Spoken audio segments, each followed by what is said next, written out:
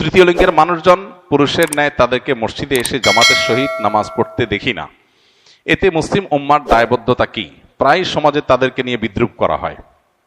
প্রথম কথা হলো, আপনি যাদেরকে তৃতীয় লিঙ্গ বলছেন তারা আসলে কি তৃতীয় লিঙ্গ, নাকি সবগুলো সমকামী, অথবা তাদের অনেকে সমকামী? এটা আগে নিশ্চিত করা দরকার।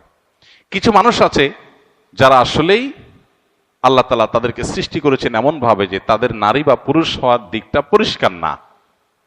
তিনি পুরুষ হওয়ার পাশাপাশি তার মধ্যে নারীত্বের কোনো সিমটম বা আলামত আছে, অথবা তার বডির স্ট্রাকচারে নারী হওয়ার পাশাপাশি পুরুষের কিছু আলামত আছে, হতে পারে, যাদেরকে আমরা হিজড়া বলি।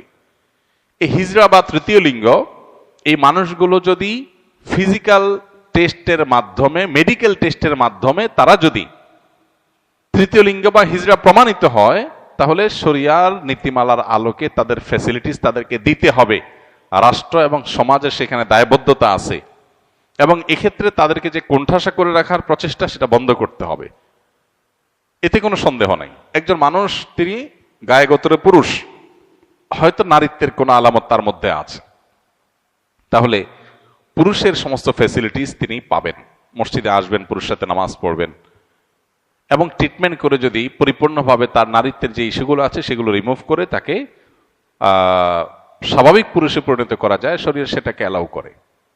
কিন্তু প্রশ্ন হলো, আমাদের সমাজে যাদেরকে আমরা হিজড়া বা তৃতীয় লিঙ্গে বলছি, এদের উল্লেখযোগ্য সংখ্যক মানুষ মূলত হিজড়া বা তৃতীয় লিঙ্গের ভান করেছে। মূলত তাদের মধ্যে অনেক সমকামীরা লুকিয়ে আছে, যেটা আমাদের প্রচলিত আইনে দণ্ডনীয় অপরাধ। হিজড়া সাজলে সেটা সহজ হয়। এর আগে আপনারা পত্রপত্রিকা দেখেছেন, বিভিন্নভাবে উদ্যোগ নেওয়া হয়েছে তাদেরকে চাকরি দেওয়ার জন্য। পরবর্তীতে যখন মেডিকেল টেস্ট করা হলো, দেখা গেল একটাও হিজড়া না। এরকম অনেকগুলো ঘটনা ঘটেছে এবং পত্রপত্রিকায় এসেছে। আমি সবাইকে বলছি না, অনেকেই আছেন যারা হিজড়া, কিন্তু অনেককে ধরে ধরে হিজড়া বানানো হচ্ছে, অনেকে হিজড়া সাজতেছে। মেয়েদের মধ্যে ঢুকার জন্য হিজড়া সাজতেছে পুরুষ হয়ে, আবার ছেলে হয়ে মেয়েদের মধ্যে ঢুকার জন্য তিনি মহিলা হিজড়া, মহিলা টাইপের হিজড়া সাজতেছেন। তো এই জিনিসগুলো নতুন না, এই জিনিসগুলো অনেক পুরাতন। মেডিকেল টেস্টের এই সিস্টেমটা তুলে দেওয়ার জন্য সরকারের একটা অথরিটি আরেকটা অথরিটিকে চিঠি দিয়েছে এবং চেষ্টা করেছে, এটাও এদেশে ঘটেছে। দুর্ভাগ্যজনক। মেডিকেল টেস্টের মাধ্যমে তারা নিজেদেরকে হিজড়া প্রমাণ করার পর তাদের অধিকারগুলো দিতে সমস্যা কোথায়?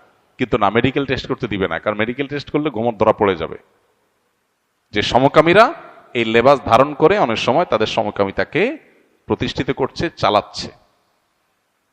ঠিক একইভাবে যে সমস্ত মানুষগুলো সমাজে আজকে নিগৃহীত, তারা জুলুমের শিকার, তাদেরকে সমাজ কোনোভাবে অন করছে না, সেই মানুষগুলোর অধিকার আদায় করা দরকার। সেটা নিয়ে আমাদের সোচ্চার হতে হবে, কিন্তু অবশ্যই মেডিকেল টেস্টের মাধ্যমে।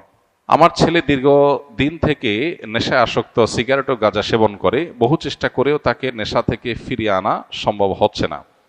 তাই কি করলে তাকে নেশার থেকে ফিরিয়ে আনা সম্ভব হবে? অনুগ্রহ করে পরামর্শ দিলে উপকৃত হব। কোরআনে আমল জানাবেন। প্রথম কথা হলো যে, সন্তানকে লালন পালন করেছেন উল্টাপাল্টা পদ্ধতিতে। শরিয়াতের যে তরবিয়া, ইসলামী যে তরবিয়া লালন পালন পদ্ধতি, সেটাকে মেনটেন করেন নাই। এখন সন্তান হয়তো খারাপ মানুষে পালায় পড়ে, খারাপ পরিবেশে পড়ে সে নষ্ট হয়ে গেছে। তো এখন শুধুমাত্র দোয়া দরুদ পড়বেন আর সন্তান ঠিক হয়ে যাবে, ব্যাপারটা সেরকম না। এখন প্রথমত নিজের এই যে কৃতকর্ম, সন্তানকে বিপদগামিতার পথে ঠেলে দিয়েছেন, যেন তওবা করবেন। দ্বিতীয়ত, সন্তানের ইসলাহ এবং সংশোধনের জন্য সন্তানকে বিভিন্নভাবে বোঝাবেন, তার মধ্যে দাওয়াতি কাজ করবেন, পাশাপাশি আল্লাহর কাছে চোখের পানি ফেলে দোয়া করবেন। ইনশাআল্লাহ ত্রিমুখী প্রচেষ্টার মাধ্যমে সন্তানের সংশোধনই সম্ভব।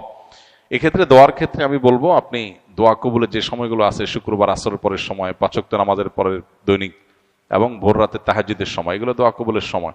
আরো দোয়া কবুলের বহু সময় আছে। এই সময়গুলোতে সন্তানের নাম ধরে আল্লাহর কাছে চোখের পানি ফেলে দোয়া করেন। আল্লাহ তাআলা হেদায়েতের মালিক, অসম্ভবকে সম্ভব করার মালিক।